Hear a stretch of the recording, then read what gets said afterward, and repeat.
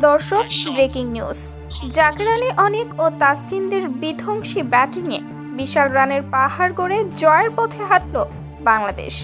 দর্শক, খবরের বিস্তারিত জানতে ভিডিওটি না টেনে শুরু থেকে শেষ পর্যন্ত দেখুন। দর্শক, অ্যান্টিগা টেস্টের তৃতীয় দিনের খেলায় শুরু থেকেই দেখে শুনে খেলেছিলেন আগের দিনের দুই অপরাজিত ব্যাটার শাহাদাত হোসেন দীপু ও মুমিনুল হক।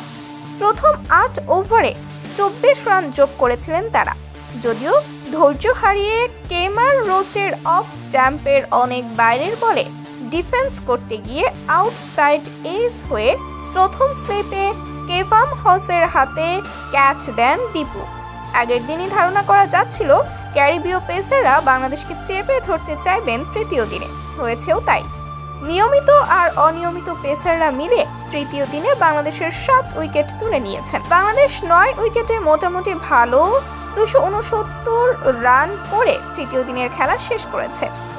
তাসকিন আহমেদ ১১ রান করেন এবং শরীফুল ইসলাম ৫ রান নিয়ে অপরাজিত আছেন।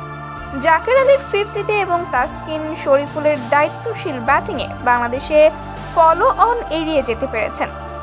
বাংলাদেশ এখনও ক্যারিবীয়দের চেয়ে পিছিয়ে আছেন ১৮১ রানে। তবে এখনও টাইগারদের কামব্যাক করার অনেক সুযোগ আছে, আর এই সুযোগটি কাজে লাগাতে পারলেই বাংলাদেশের ম্যাচ জেতা সম্ভব। তো দর্শক, আপনাদের কি মতামত? টাইগাররা কি পারবে চতুর্থ দিনের খেলায় ভালো কিছু করে ঘুরে দাঁড়াতে? তা এই বিষয়ে জানিয়ে দিন আমাদের ভিডিওর কমেন্ট বক্সে। ধন্যবাদ।